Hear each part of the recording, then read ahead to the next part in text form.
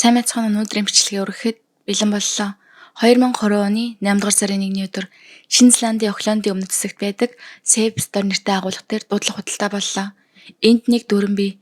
Хэрвээ хадгалалтын төлбөрөө хугацаанд төлөхгүй хоцорвол агуулгын гэрээг шууд цэцэлчихдэг. Тэгээд тухайн нэгжид байсан хэрэглэгчийн бүх эд зүйлсийг өөртөө зарж борлуулж болно. Эсвэл шууд дуудлага худалдаанд гаргачих хэрэгтэй байдаг. Ийм дуудлага худалдаа эхлэхэд хамгийн түрүүнд агуулгын ажилтан хаалгыг нь онгойлгодог. Тэгээд хүмүүс тотгошоо ороод нэг бүрчлэн барьж үзхийг зөвшөөрдөггүй. Зүгээр л хаалганы үүднээс харж байгаад таамаглаж мэлнэ гэсэн үг. Тэгэхээр хүмүүс энэ нийт зүйлсийг би авбал өөрт хэрэгтэй юу? Эсвэл зарж ойролцоогоор хэд болж зарагдах бол гэж бодоод өөрийнхөө тооцсон үнийг бичиж оруулаад тэгж дуудлага худалдаанд ордог юм байна. Тэр өдөр Каландон парк гэдэг газар амьдардаг хосууд онлайнаар тавилга, цахилгаан хэрэгсэл, аялын цүнх зэргийг ойролцоогоор 300 мянган воноор авчээ. Гэхдээ тэдний авсан агуулгын хаалгыг нийтэл дотроос нь сонин эвгүй үнэр үнэртв. Нөхөр нь тэр үеийн үнэрийг өгсөн уулганы үнэр байсан гэж ярьсан байдаг. Агуулгын эд зүйлс донд хулган ороод өгчихсэн байх тохиолдол хаяа гардаг болохоор за тийм л зүйл бололтой гэж бодоод тэдий арвчлан ачаа машин руугаа зөөж эхэлжээ. Гэртээ ирээд ачаагаа янзалж байтал айхтар өмхийн үнэр нь хар утаар босон хоёр ширхэг аялын цүнхнээс өнөртөж байв. Тэд ууднаас гаргаж цүнхийг онгойлгоход дотор нь дахин хэд хэдэн давхар хар ууд давхарлан ороасан байлаа. Эцэст нь тэд доторхыг нь шалгаж үзэхээр шийдэв. Амьдралдаа эзэж мартаж чадхааргүй аимшигт дүр зурагтай тулгарлаа. Цүнхэн дотор хувцастайгаа маш их муудсан хүүхдийн зогцос байжээ. Хосууд тэр дайруу цагтаад мэдгдсэн бөгөөд ирсэн цагдаа нар нөгөө цүнхнээс нь бас нэг хүүхдийн зогцыг олсон. Энэ зочирдын мэрэг удалгүй цүнхэн дийсэн хүүхдийн зогцсны эрг нэрээр Шинэ Зеланд даяар бас Солонгос иргэдийн дунд бүхэл бүтэн нийгмийг дөргиосон хэрэг болон тархжээ. Шинэ Зеландд онлайн дуудлага худалдаагаар авсан цүнхнээс 2 хүүхдийн зогц олсон тухай мэдээ гарсан. Тэр хүүхдүүдийн ээж мөн хэрэгт холбогдсон 40 орчим настай эмэгтэйг улсаа нотоос баривчилсан. Хүүхдүүдийн цогцыг хогны уут хүнсний скотчоор боогоод дээрээс нь зузаан скотчоор маш чагнааж битүү басан байжээ. Шүүх эмнэлгийн шинжилгээгээр цогцнуудад ил харагдах гадны гэмтэл яс уурал илрээгүй. Харин гайхмаар нь антидепрессант болох нортрипилин гэдэг эмийн улмуур илэрсэн. Энэ эмийг хүүхдэд огтхонч бишиж өгч болтгүй. Хэтрүүлбэл таталт өгөх, нойрмоглох, бүр үхэл дүргэх эрсдэлтэй. Гэхдээ шүүх эмнэлгийн шинжилгээ хийгдэх үед бараг 4 жил өнгөрсөн байсан тул яг хэдийн хэмжээтэй байсан, яг эмнээс болж нас барсан уу, ийм ууга тухай олсны дараа өөр ямар нэгэн аргаар амь насанд нь хүрсэн үү гэдгийг тогтоох боломжгүй байв. Ингээд нас барсан шалтгааныг яг таг тодорхойлоход бэрх байгаа ч амь насыг санаатаагаар хөнөөсөн хэрэг гэж тэмдэглэжээ. Цагдаа нар юуны төрөнд цүнх хадгалж байсан агуулгыг хэн түрээсэлж байсныг шалгаад удалгүй Солонгос эмэгтэй Хагион гэгчийг гол сэжигтнээр тогтов. Тэр эмэгтэй 2018 оны 7 дугаар сараас 2022 оны 4 сар хүртэл агуулгын төлбөрт нийт $16,330 төлсөн байдаг. Цүнхнээс олсон цогцнууд нь Игийн 2 хүүхэд байсан гэж цагдаа нар мэдээлэв. PlayStation-ыг шалгахад хүүхдүүд хамгийн сүүлд 2018 оны 6 дугаар сарын 27-нд тоглоом тоглож байсан нь гарсан юм. Яг тэр өдөр хогны уут, гэлгарууд, bubble wrap, зузаан скотч худалдаа авсан тогтоогджээ. Дараа нь 3 хоногийн дараач бас нэмээд хогны уут цоож авсан баримт гарч ирсэн. Тэгэхээр цагдаа нарын таамаглаж байгаагаар энэ нэрийг яг 6 сарын 27 эсвэл түүнээс хойш болсон байх магадлал өндөр байгаа юм. Энэ нэрэгт гол сэжигтээр нэр нь гарсан хүн бол Нью Зеландд цагаатчилж очсон 40 орчим настай Солонгос эмэгтэй байлаа. Түүний нэр нь анх юм байсан ч хожим нэрээ өөрчилж Хагион болгосон байдаг. Тэр эмэгтэй 13 настайдаа гэр бүлтэйгээ хамт Нью Зеланд руу нүүж очсон. Дараа нь их сургууль суралцж байхдаа нөхөртөөгөө танилцаад гэр бүл зохиож 2 хүүхдийн ээж болсон юм. Харин 2017 нөхөр нь хорд авдраар өвчилж ердөө 8 сарын дотор нас барсан нь энэ гэр бүл асар том цохилт болсон. Нөхрөө асарч хамт амьдарч байсан тэр эмэгтэй гүм ямралд орж хүүхдүүдтэйгээ хамт өхнө гэж байнга ярьдаг болсон гэдэг. Нөхөр нь 2017 оны 11-р сард таалалд өгсөний дараа ердөө 7 сарын дараа буюу 2018 оны 6-р сард тэр эмэгтэй нэрээ өөрчилж Хагион болгосон. Дараа нь ганцхан сарын дараа буюу 7-р сард Нью Зеландаас бүр мөсөн явж Солонгос ирээд гэр бүлийнхэнтэйгээ холбоогоо таслсан гэдэг. Тэр цагаас хойш хүүхдүүдийнх нь сураг гарсангүй. Харин 2022 онд болсон дуудлага худалдааны үеэр тэр аимшигтай чандамнууд илэрснээр бүх зүйл ил болж цагдаа нар түүнийг гол сэжигтнээр зарласан юм. Яаралтай шилжүүлэн өгөх хорих хүсэл эрмэгц Солонгосын цагдаа уг хэргийг нотолж үзээд хэрэгт холбогдох хангалттай үндэслэл байна гэж дүгнсэн. Тэд Игийн оршин суугаа газрын бүртгэл, эмнэлгийн түүх, гар утасны мэдээлэл зэргийг шалгаж байршлыг нь тогтов. Тэгээд баривчлах, нэгжлэг хийх шүүхийн зөвшөөрлүүдийг авч 2022 оны 9-р сарын 15-ны шөнө 1 цагийн үед Улаан хотын нэгэн орон сууцнаас Иг баривчлалаа. Баривчлах үед хүүхдүүдэд алж цогцыг нууснуу гэж асуухад үгүй би хийгээгүй гэж эрс нацаасан. Баривчилсан тухай мэдээ тармагц Шинэ Зеландын тал Иг гэмт хэрэгтэн шилжүүлэн авах ажиллагааг нэн даруй эхлүүлжээ.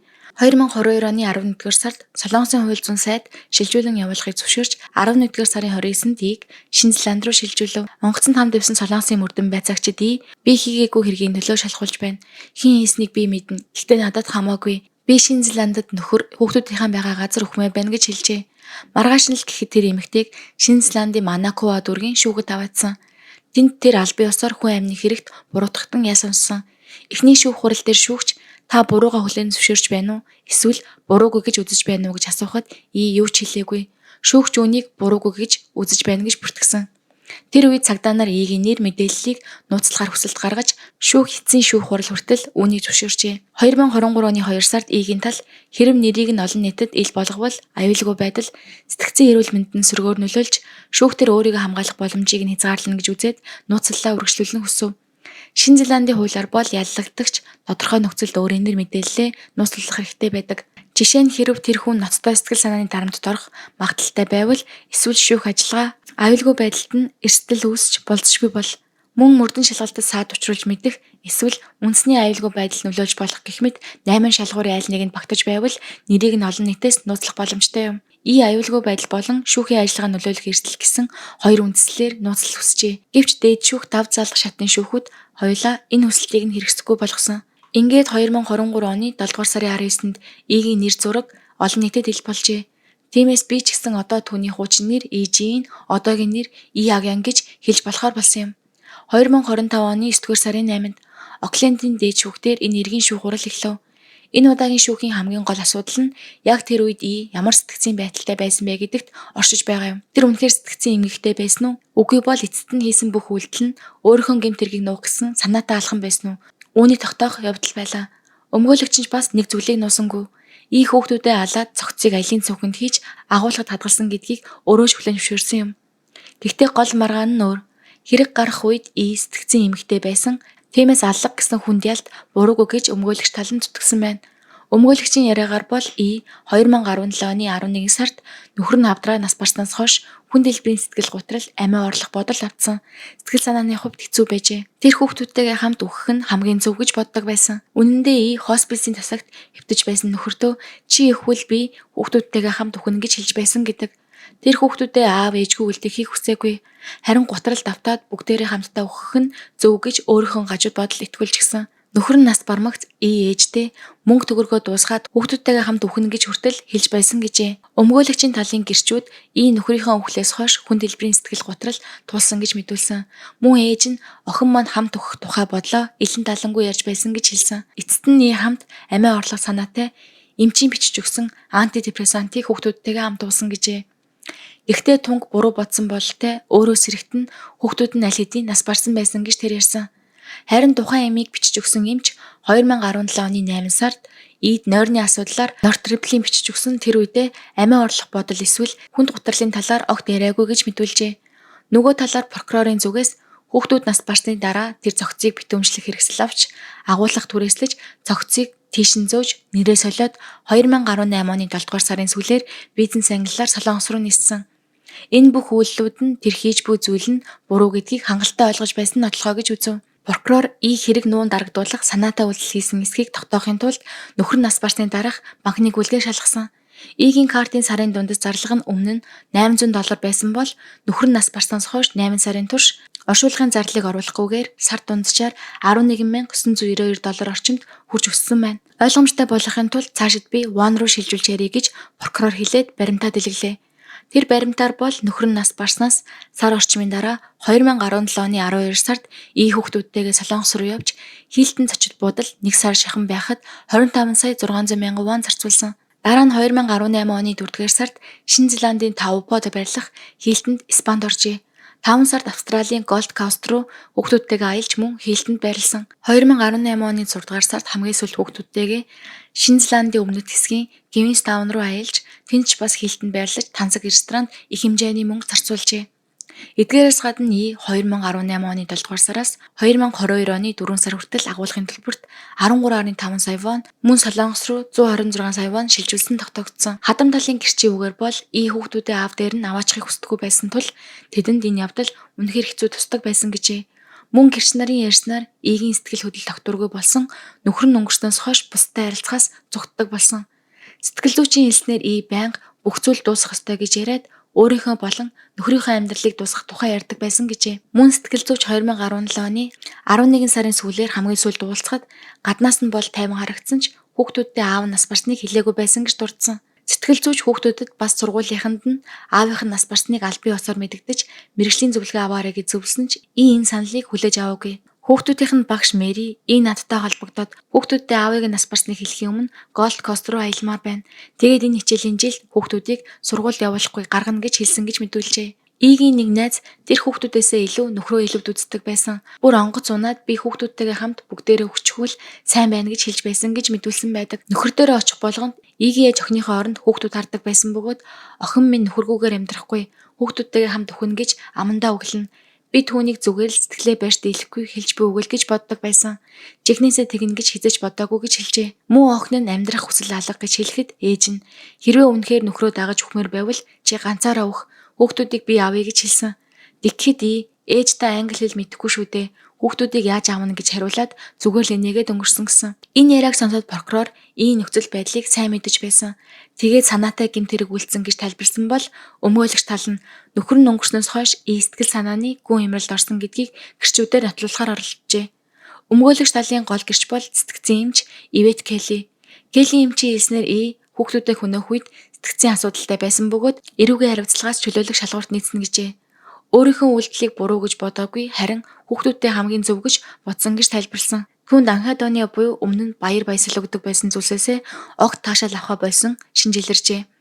Дээрээс нь ноцтой сэтгэл готролтой гэж онцлогдсон. Нөхөр нь хавтартай тэмцэж байх үеэс л хоол нойр нь алдагдаж нөхөртөөгөө хамт өөх бодолтой хүртэл болсон байна. Тэрээр бүх зүйл миний буруугаас болж байна гэдэг шанал автдаг байсан бололтой. Солонгос байхдаа аав нь нас барсанд маш их хэрэг гимшиж өөрийгөө буруутгаж байсан. Мөн би сайн ээж биш.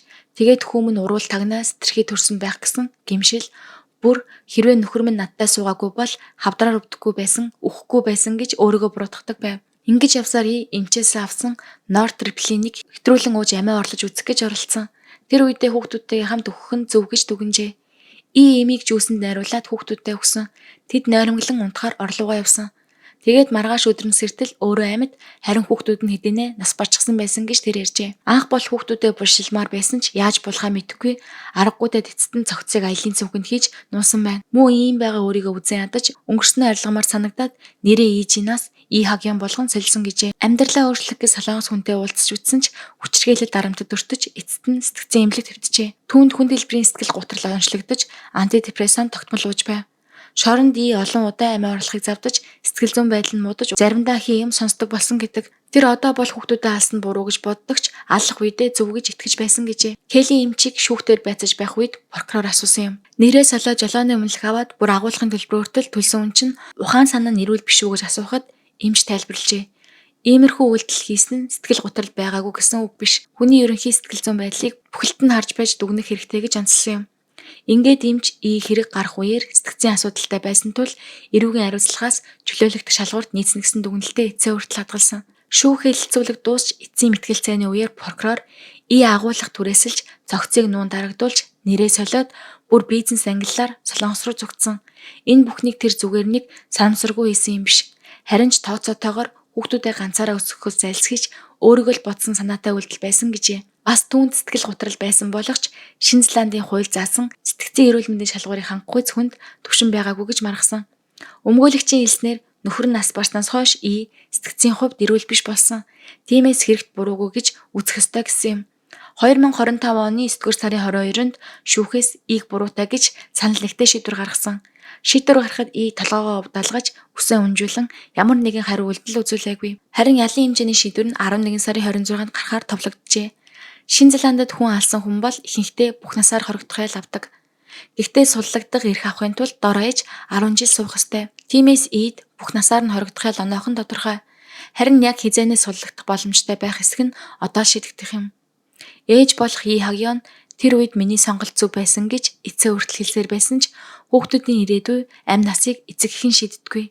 Эцэг эхийн хийх ёстой ганц зүйл нь хүүхдүүдэд энэ хорвоог өөрсдийнхөө туулж дийлэх хүртэл нь хамгаалж түшиж өгөх юм. За ингээд өнөөдрийн бичлэг энэ хүрээ дуусаж байна. Дараагийн бичлэгээр уулзцгаая.